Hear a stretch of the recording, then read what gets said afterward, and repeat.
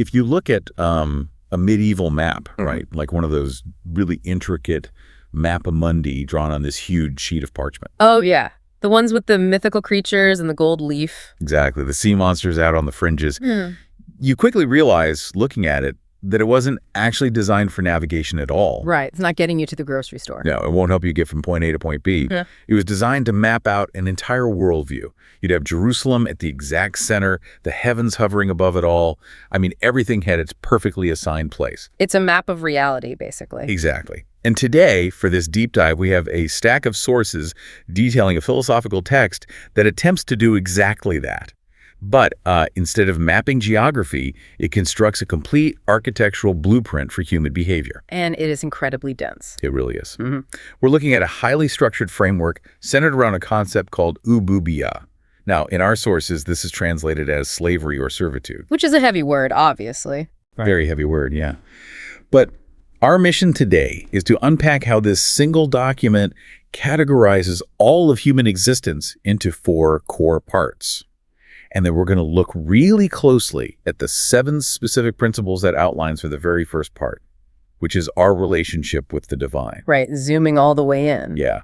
The goal here is just to understand the deep internal logic of this worldview and, what it reveals about human purpose.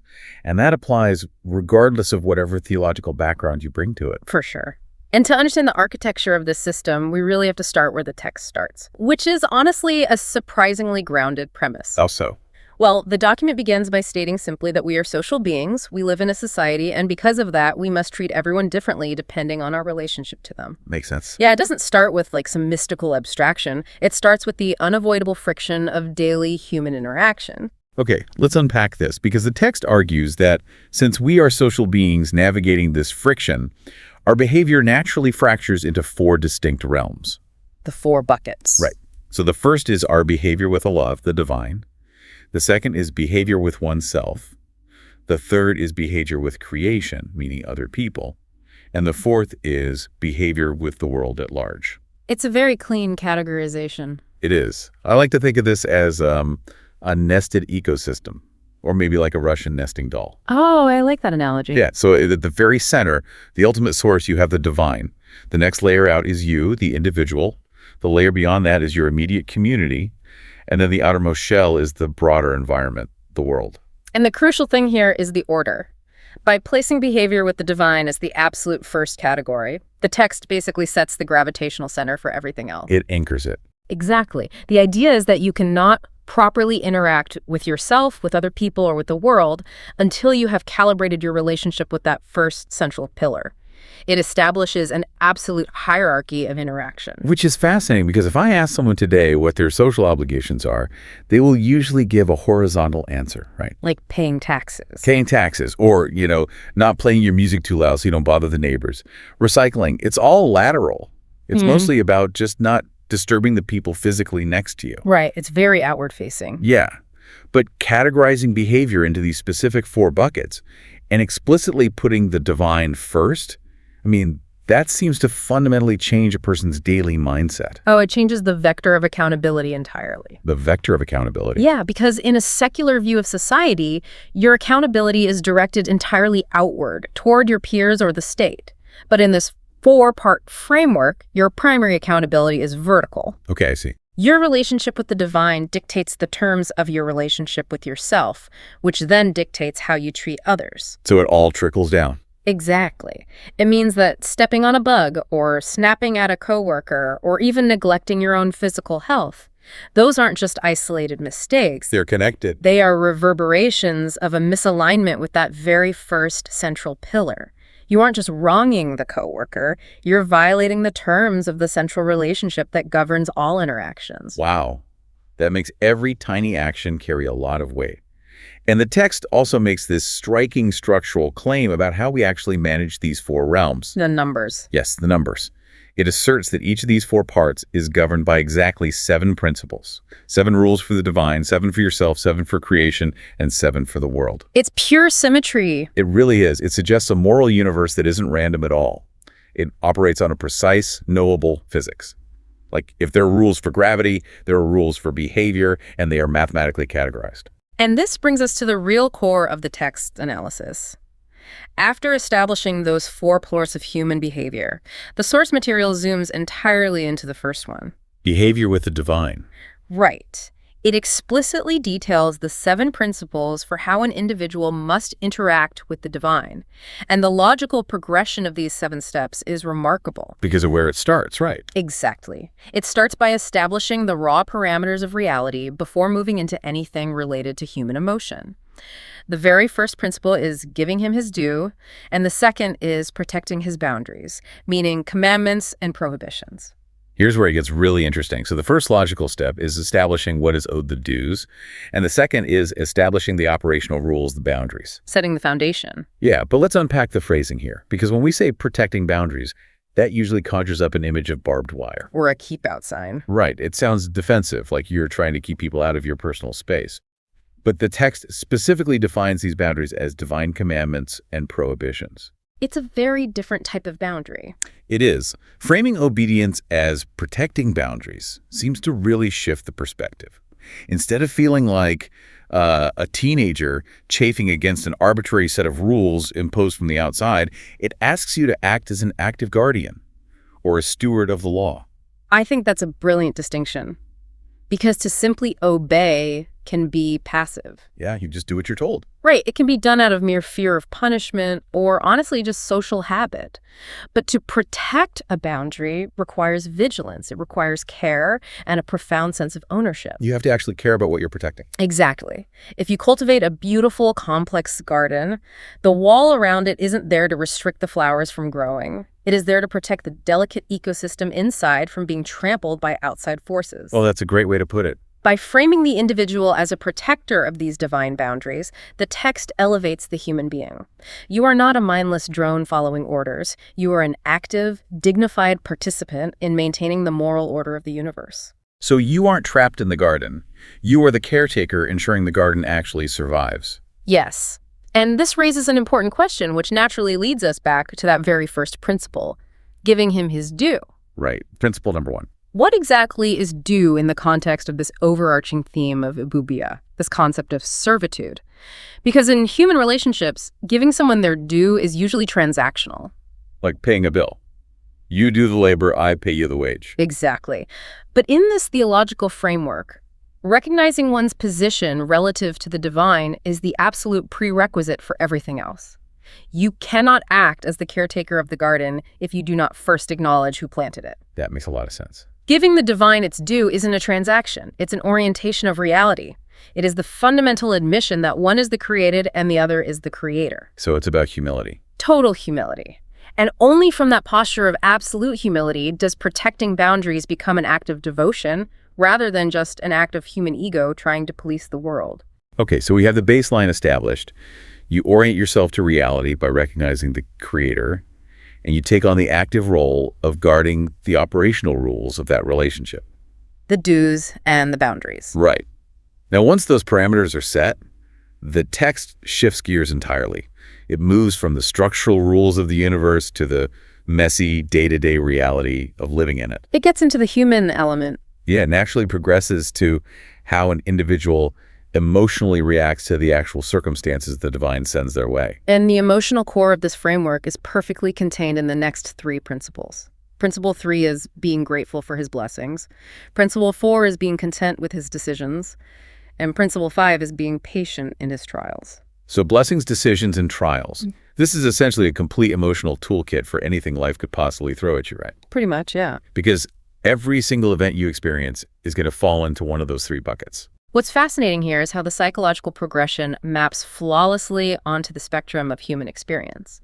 You have intensely positive events, the blessings which require the active response of gratitude. Right. You have intensely negative events, the trials which require the incredibly difficult, enduring response of patience. And situated directly between those 2 extremes, you have the neutral or complex events. The decisions which require contentment. Let's look at how these 3 interact in practice, because gratitude is relatively easy. When things are going great, saying thank you is just a natural human reflex. Sure, usually. And patience is undeniably difficult, but it's universally recognized as a necessary virtue when you're suffering. Like, if you are going through a severe illness, everyone understands that patience is the tool you need to survive it. It's culturally validated. Exactly. But that middle one, being content with his decisions, that feels like the true linchpin of this entire emotional system. Is it fair to say this text treats contentment with decisions as the vital bridge between the ease of gratitude and the difficulty of patience? I think that's exactly what it's doing. Contentment is arguably the most difficult psychological state to maintain. Really? More than patience? In a way, yes, precisely because it lacks the intense emotional triggers of pure joy or pure suffering. A decision in this context might be a sudden shift in your career path, or a forced relocation, or even just a subtle change in a friendship. It's not a disaster, but it's not a parade either. Right. It isn't a life-shattering tragedy, and it isn't a lottery win. It is simply the reality you're presented with on a random Tuesday morning. The mundane reality of well, life happening to you, unprompted. Yeah, and the modern secular mind constantly fights against the reality of the present moment. I mean, the cultural messaging we receive every single day is to optimize, to disrupt, to constantly upgrade. Hustle culture. Yeah. Never settle. Yes. Never settle for what is. But this principle demands a profound psychological surrender.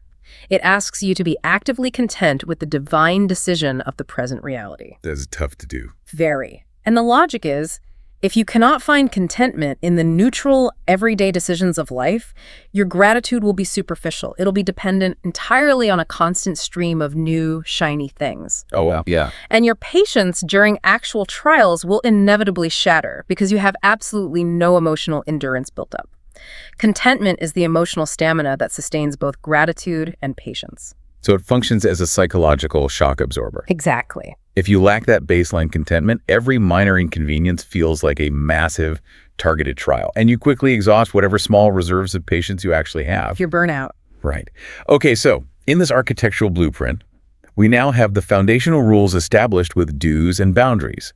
We have the emotional shock absorbers installed to handle the friction of time, passing gratitude, contentment, and patience. We're 5 principles in. Yes. Which brings us to the culmination of the source text.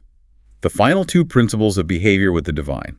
Number 6 is glorifying his holiness, and number 7 is wishing to attain him. If we connect this to the bigger picture, these final 2 principles represent a massive shift in scope. How so? Well, up until this point, the principles have been largely reactionary or focused on maintenance, right? Yeah, reacting to blessings, reacting to trials. Maintaining boundaries, orienting yourself to reality. But glorifying his holiness and wishing to attain him are entirely proactive. They move the framework away from just earthly survival and psychological coping mechanisms toward a truly transcendent yearning. It flips the script from defense to offense. Precisely. Glorifying is an outward burst of energy. And the final principle, wishing to attain him, I mean, that forces a complete reevaluation of the overarching title of this entire concept.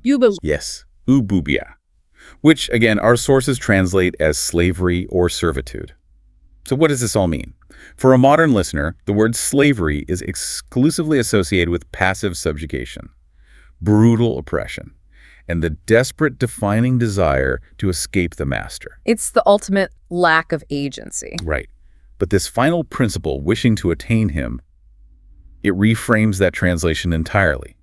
If the ultimate goal of the slave in this framework is to passionately pursue and attain the master, well, this isn't about being trapped in a hierarchy at all. Not at all. It is an active, driving ambition.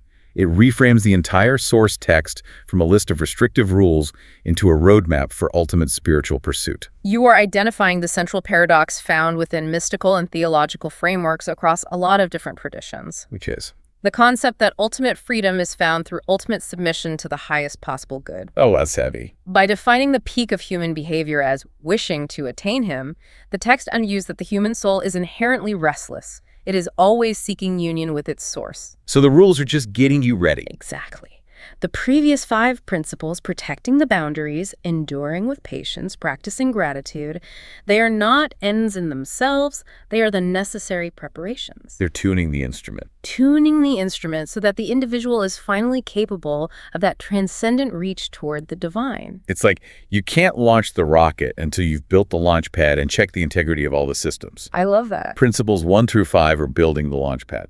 The final 2 principles are the ignition. And it proves that this framework was never intended to be some sterile list of moral suggestions meant to just keep society polite and manageable. No, it's way bigger than that. It is a trajectory. It provides a definitive, elevated endpoint for the human experience.